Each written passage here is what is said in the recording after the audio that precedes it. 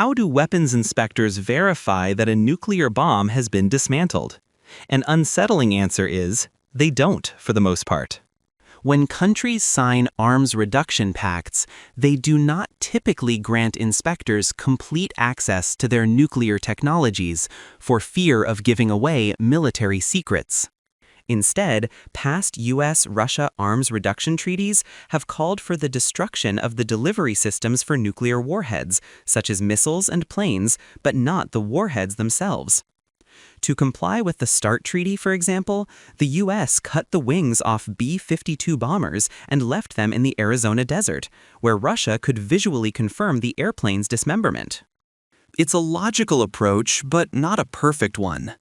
Stored nuclear warheads might not be deliverable in a war, but they could still be stolen, sold, or accidentally detonated, with disastrous consequences for human society.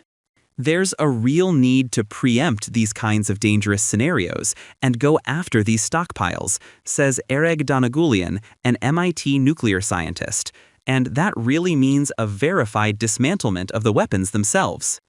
Now, MIT researchers led by Danagulian have successfully tested a new high-tech method that could help inspectors verify the destruction of nuclear weapons. The method uses neutron beams to establish certain facts about the warheads in question and, crucially, uses an isotopic filter that physically encrypts the information in the measured data. A paper detailing the experiments, a physically cryptographic warhead verification system using neutron-induced nuclear resonances, is being published today in Nature Communications. The authors are Danagulian, who is an assistant professor of nuclear science and engineering at MIT, and graduate student Ezra Engel. Danagulian is the corresponding author. High-stakes testing. The experiment builds on previous theoretical work by Danagulian and other members of his research group, who last year published 2 papers detailing computer simulations of the system.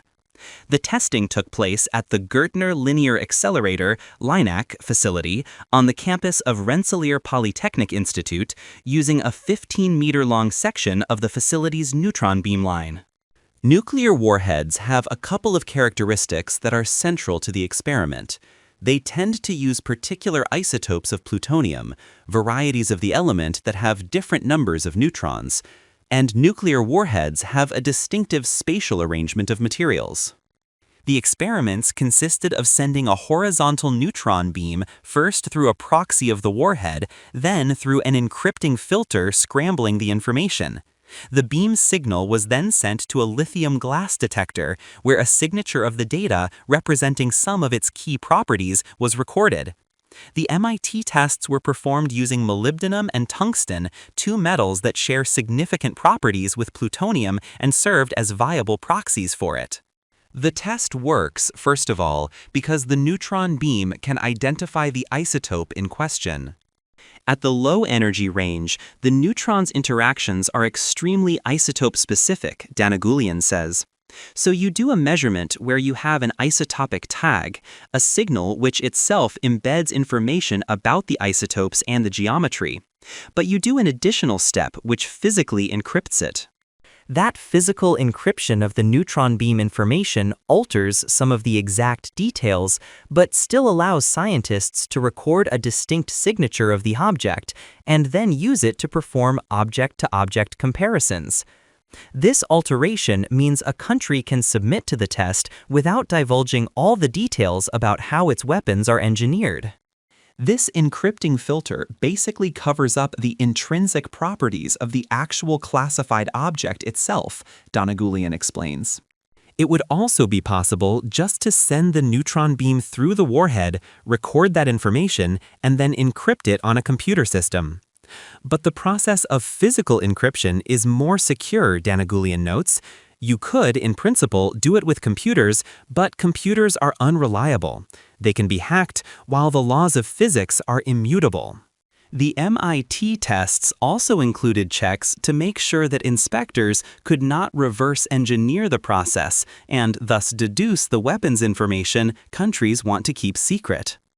To conduct a weapons inspection then, a host country would present a warhead to weapons inspectors, who could run the neutron beam test on the materials.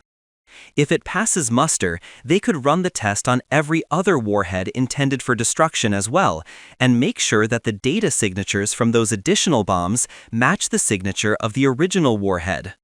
For this reason, a country could not, say, present one real nuclear warhead to be dismantled, but bamboozle inspectors with a series of identical-looking fake weapons. And while many additional protocols would have to be arranged to make the whole process function reliably, the new method plausibly balances both disclosure and secrecy for the parties involved. The human element. Dana Goulian believes putting the new method through the testing stage has been a significant step forward for his research team. Simulations capture the physics, but they don't capture system instabilities, Dana Goulian says. Experiments capture the whole world. In the future, he would like to build a smaller-scale version of the testing apparatus, one that would be just 5 meters long and could be mobile for use at all weapon sites.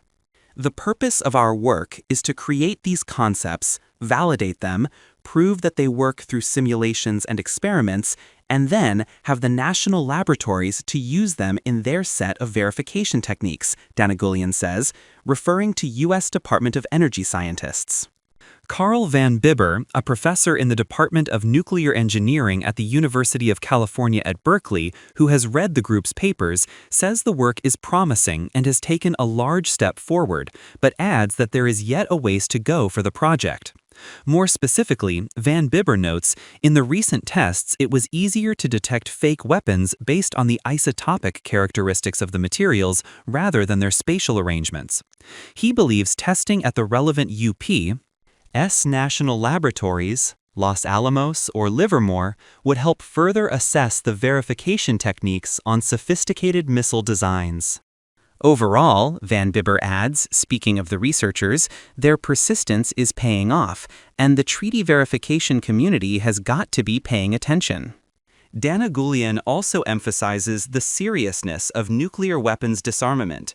A small cluster of several modern nuclear warheads, he notes, equals the destructive force of every armament fired in World War II, including the atomic bombs dropped on Hiroshima and Nagasaki. The US and Russia possess about 13,000 nuclear weapons between them. The concept of nuclear war is so big that it doesn't normally fit in the human brain, Dana Goulian says. It's so terrifying, so horrible, that people shut it down. In Dana Goulian's case, he also emphasizes that, in his case, becoming a parent greatly increased his sense that action is needed on this issue and helped spur the current research project. It put an urgency in my head, Dana Goulian says. Can I use my knowledge and my skill and my training in physics to do something for society and for my children? This is the human aspect of the work. The research was supported, in part, by a U.S. Department of Energy National Nuclear Security Administration award.